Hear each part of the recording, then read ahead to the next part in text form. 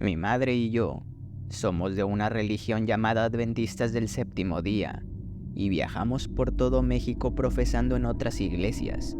Prácticamente somos misioneros. Realmente yo no soy adepto, pero viajo en avión gratis, llego a hoteles lujosos y conozco a chicas de mi edad en las iglesias, así que no me quejo. En una ocasión, nos tocó llevar misión a Oaxaca, específicamente a unos pueblos llamados Mihuatlán y San Cristóbal de Amatlán. En el lugar hay tal vez unos 1000 habitantes, pues el lugar es bastante pequeño. Solo tiene una calle pavimentada, con eso lo digo todo. Nada de electricidad ni mucho menos internet. Nos quedamos a dormir en una habitación que tiene la iglesia del pueblo. Yo salí en un rato en la noche a fumar. Mi madre no sabe eso, pero estaba dormida. Y eran aproximadamente las 11 de la noche. No es muy tarde para la gente de ciudad, pero en un pueblo sí. La mayoría de la gente ya estaba durmiendo, ya que salir al pueblo es caminar en una oscuridad total. Yo estaba parado en un árbol, y a lo lejos, al pie de un cerro pequeño, vi algo que se movía. Al instante pensé que podía ser algún perro, pero cuando lo vi moverse, me invadió una sensación de pánico.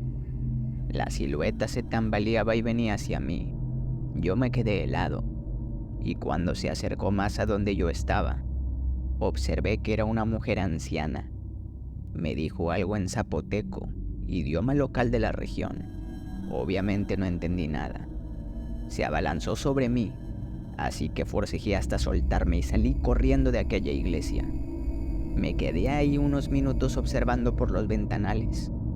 No vi nada más, así que decidí volver a la habitación, pero estaba cerrada, y como buena puerta de pueblo, solo se abre desde dentro. No iba a despertar a mi mamá, apestaba a cigarro, y aparte, ella me advirtió que si volvía a salir sin su consentimiento cuando vayamos de misión, no me volvería a llevar.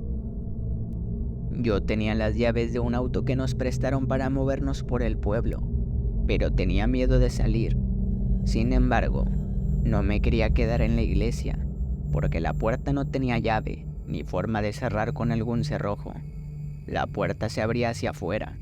El auto estaba a unos 200 metros, así que tuve que bajar por unas rocas, hasta llegar al llano donde estaba el auto. En cuanto di el primer paso, la vieja comenzó a gritar y a perseguirme. Yo llegué al auto con mucha desesperación. Afortunadamente, fui más rápido, pero ella conocía ese pueblo perfectamente, y yo solo veía a 2 metros delante de mí. Después de unos minutos tortuosos entré al auto, puse los seguros, me tiré en el hueco para los pies, detrás del copiloto. 5 minutos después la vieja comenzó a golpear la ventanilla que estaba delante de mí con una piedra. Estuvo así fácilmente unas 3 horas, y después comenzó a hablar un español terrible, y me dijo: «Tienes que irte de este pueblo ahora mismo». La anciana, por su poca fuerza, no pudo romper la ventanilla, pero se fue del otro lado, puso sus manos alrededor de la ventana y acercó su rostro para observarme. Solo podía ver su silueta y cómo el vapor de su nariz empañaba la ventanilla del auto. No pude salir de ahí hasta que amaneció. No le conté nada a mi madre, porque de todas formas, solo nos íbamos a quedar esa noche. Además, había vuelto a la habitación sin que ella se diera cuenta que había salido. Ese mismo día, ya al atardecer, la gente se reunió para despedirnos de aquel pueblo, y ahí fue donde la vi. Era la misma anciana del ceño fruncido observándome, entre toda la gente.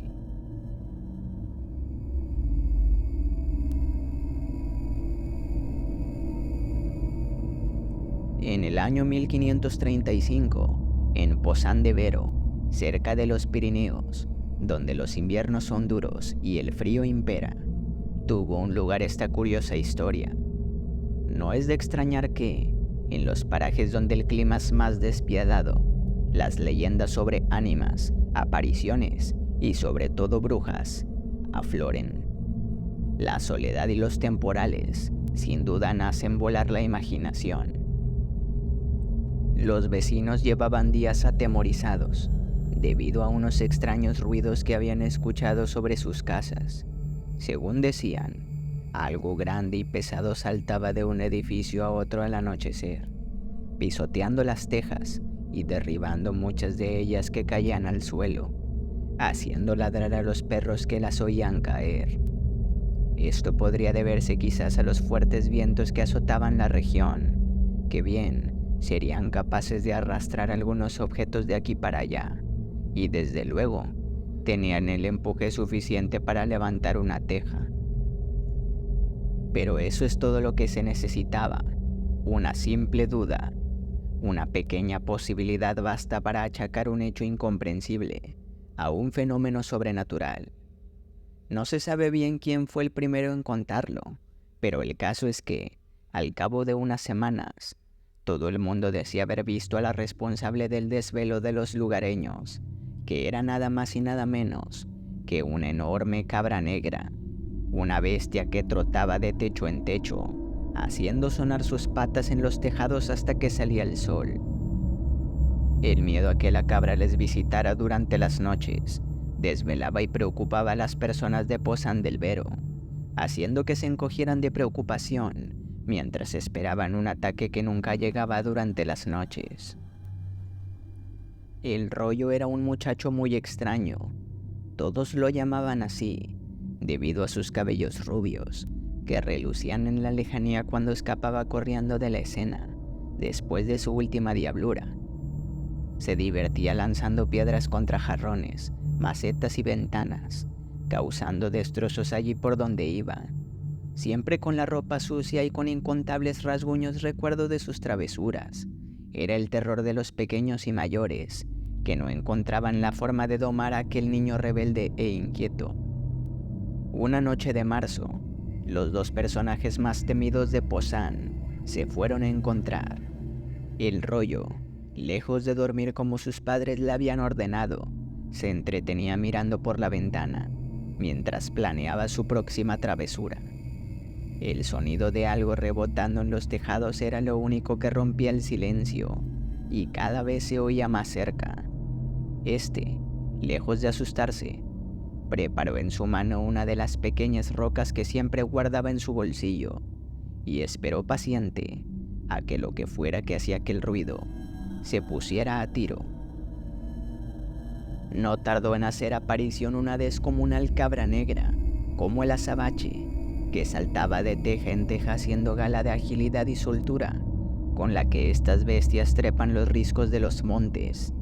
Había algo en cómo escudriñaba los balcones y las chimeneas, que hacía pensar que andaba en busca de algo. Pero este tipo de detalles pasaban desapercibidos para alguien tan inconsciente y a la vez valiente como el Rollo. Aguardó a que la cabra estuviera a tiro, y afinando su endiablada puntería, lanzó la piedra con fuerza, atinando a una de sus patas. Esta, sobresaltada, dio un traspiés y estuvo a punto de caer al vacío, pero se recompuso justo a tiempo para frenar en el borde del precipicio y salir disparada volcando algunas tejas y haciendo caer otras, desapareciendo entre la oscuridad.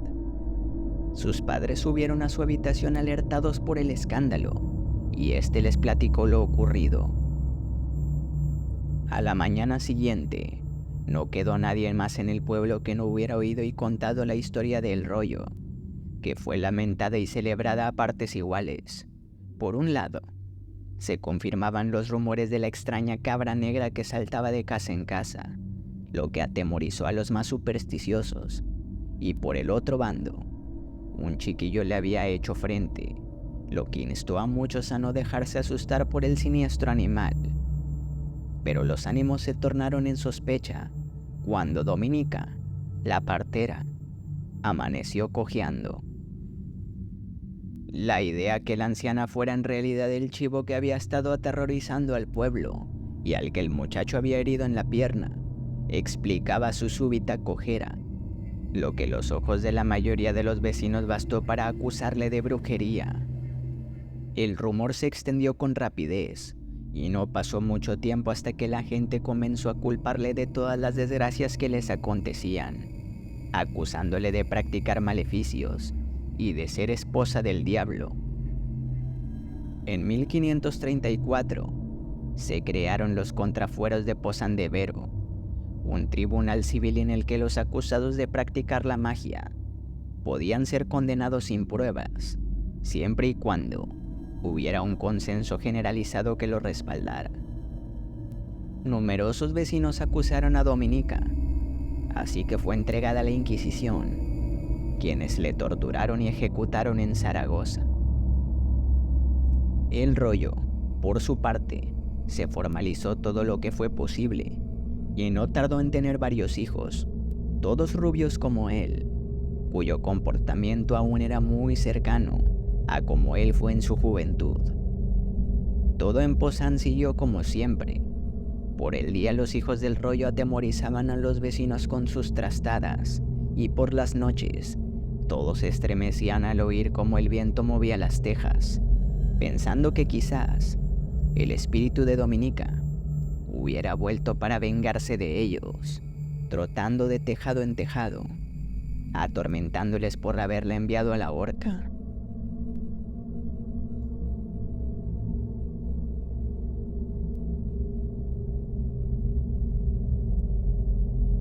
Esto sucedió cuando tenía 15 años. Empecé la secundaria y conocí a una chica que llamó mi atención. Era un año menor que yo, parecía interesante, siempre estaba sola y no hablaba mucho. Empezamos a platicar y a hacer amistad. Conforme pasó el tiempo, yo me enamoré de ella, o al menos eso pensaba. Siempre nos molestábamos con un humor muy extraño, sobre maldiciones y conjuros, posesiones, etc. Siempre lo tomé como un juego. Después de un par de meses me le declaré, y empezamos a salir. Todo bien hasta ahí. Terminé la secundaria y empecé el bachillerato. Empezamos con una relación tóxica, de ambas partes. Conocí nuevas personas a la que se destaca una en particular, llamémosle Andrea. Me gustó mucho y jugando, le robé un beso. Por alguna extraña razón, mi novia me pidió ese mismo día que fuera a su casa el fin de semana. Una vez llegado el día, ella me dijo que sabía lo que había hecho. Tuvimos una fuerte discusión en la que ella terminó llorando en el patio. Me disculpé y todo seguía normal. Un día, estaba en su casa, estábamos jugando y ella se fue al baño, mientras yo empecé a observar su cuarto. Entre sus cosas, destacó un peluche debajo de su cama. Asomé la cabeza para verlo y no tenía nada, pero estaba sucio, así que empecé a sacar las cosas que tenía, y entre ellas había un coco amarrado con un hilo. Lo observé bien y abrí el coco. Sorpresa, había un calcetín mío dentro del coco amarrado con un hilo. Obviamente le pregunté qué era eso, y ella me explicó que desde que empezamos a salir, ella hizo eso porque tenía miedo de que me aburriera de ella, porque tenía muchas amigas. Tuve un escalofrío en ese momento. Me fui de su casa y empecé a reflexionar sobre todo, y me puse a pensar si de verdad me gustaba.